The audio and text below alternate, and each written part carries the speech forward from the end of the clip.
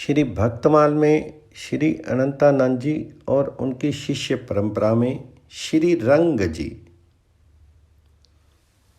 श्री रंग जी श्री अनंताचार्य जी की महाराज के प्रधान शिष्यों में एक थे।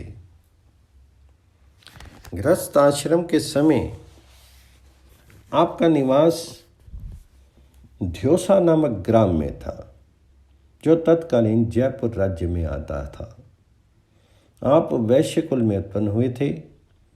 आपके यहाँ सेवा कार्य करने के लिए एक नौकर रखा गया था, परंतु वह स्वभाव से बड़ा ही दुष्ट था। कोई भी पाप कर्म उससे शेष नहीं था। कालवश मृत्यु को प्राप्त करके वह यमलोक गया।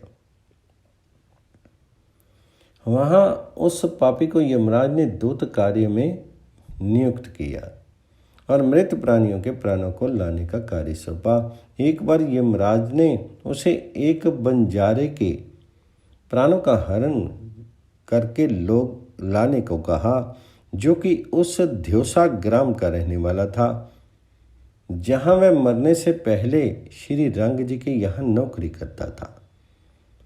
वहाँ आने पर वह सबसे पहले श्री रंग जी से मिलने गया।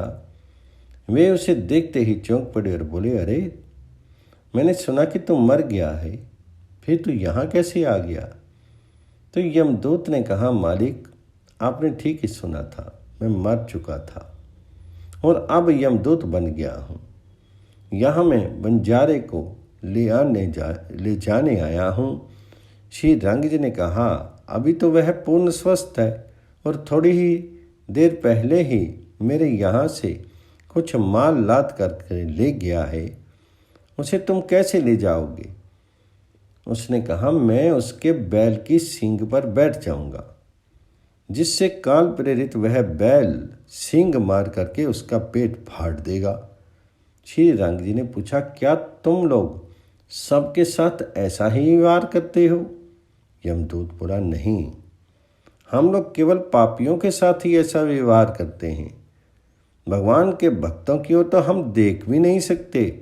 अतः मैं आपको यही सलाह देने आया हूँ कि जीवन के शेष भाग में आप भगवत भक्ति कर लें। मैंने आपका नमक खाया है, अतः आपको कष्ट में पड़ते नहीं देखना चाहता हूँ। आपको यदि मेरी बातों पर विश्वास ना हो तो आप मेरे साथ बंजारे के घर चलिए। मैं केवल आपको ही दिखाई दूंगा, दूसरा कोई मुझे नहीं देख सकेगा। वहाँ मेरे बताए के अनुसार जब सारी घटना घटे तो मेरी बात को सत्य समझ लेना। हम लोग पापी प्राणियों को इसी प्रकार ले जाते हैं और यमलोक ले जा करके उसके पापों के अनुसार और भी नाना प्रकार के कठोर दंड देते हैं। ये कह करके यमदूत बंजारे का प्राण हरण करने के उद्देश्य से उसके घर की ओर चल दिया। श्री रंग जी भी उसके पीछे पीछे चल दिए।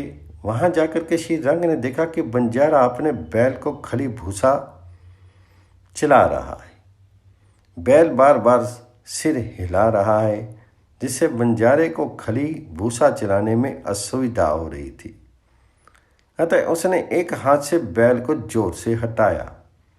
ठीक उसी समय यमदूत जाकर के बैल की सींग पर बैठ गया। फिर तो काल प्रेरित बैल ने क्रोध में भर करके सींग से ऐसा प्रहार किया कि बंजारे का पेट फट गया, उसकी आंतें निकल आई और वह वहीं तुरंत मर गया। श्री रंग जी की आंखों के सामने घटी इस आश्चर्यमय घटना ने उनकी आंखें खोल दी। उन्हें श्री अनंतानंद जी महाराज के चरण पकड़े और उनके उपदेश के अनुसार भगवत भक्ति करने लगे। श्री रंग जी का श्री पीपा जी के प्रति भी बड़ा ही आदर भाव था। श्री पीपा जी 1 मास तक उनके ध्योसा ग्राम में निवास और सत्संग किया।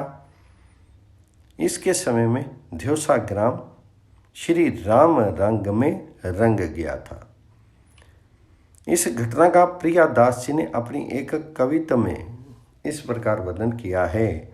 ध्योसा एक गाम तहाँ श्री रंग सुनाम हो तो, बनिक सरावगी की कथा ले बखानिए, रहतो गुलाम गयो धर्म राज धाम उहाँ, भयो बड़ो दूत कही सुने अरे बानिए। आय बन जारे लैन देख तो दिखावे चैन, बैल श्रृंग मध्य पैठी मारे पहचानिए, बिनु हरि भक्ति सब जगत की यही रीति, भ्यो हरि भक्त श्री अनंत पद ध्यानिए। श्री रंग जी के पुत्र को रात में भूत दिखाई देता था। उसके भय से वह नित्य सूखता ही चला जाता था। श्री रंग जी ने बालक से इसका कारण पूछा तो उसने बताया कि रात में भयंकर प्रेत के देखने से मैं दिन रात चिंतित रहता हूं। तब श्री रंग पुत्र के सोने के स्थान पर स्वयं सोए। रात होते ही वह प्रेत आया। श्री रंग जी क्रोध करके उसे मारने के लिए दौड़े। प्रेत ने दैन्यता पूर्वक कहा कि आप कृपा करके मुझे इस पाप योनि से मुक्त करके सद्गति प्रदान कीजिए। मैं जाति का सुनार हूँ। प्राय स्त्री से पाप संबंध के कारण मैं प्रेत हो गया। अपने उद्धार का उपाय संसार में खोजने के बाद अब आपकी शरण ली है। प्रेत की आर्तवाणी सुनकर के श्री रंग जी ने उसे चरणामृत दिया और उसका अत्यंत सुंदर दिव्य रूप कर दिया। इस प्रकार श्री रंग जी के भक्ति भाव का गान किया गया है। श्री रंग जी की महिमा संबंधी इस घटना का भक्तमाल के टीकाकार ने इस प्रकार वर्णन किया है। सुत को दिखाई देत भूत नित सूख्यो जात, पूछे कहीं बात जाई बाके ठोर सोयो है, आयो निशी मारी बेको धायो यह रोष भरवो, देवो गति मोको उन बोली के सुनायो है। जाति को सुनार पर नारी लगी प्रेम भयो, लियो तेरी शरण में ढूंढी जग पायो है, दियो चरणामृत ले कियो दिव्य रूप बाको, अति ही अनूप सुनो भक्ति भाव गायो है।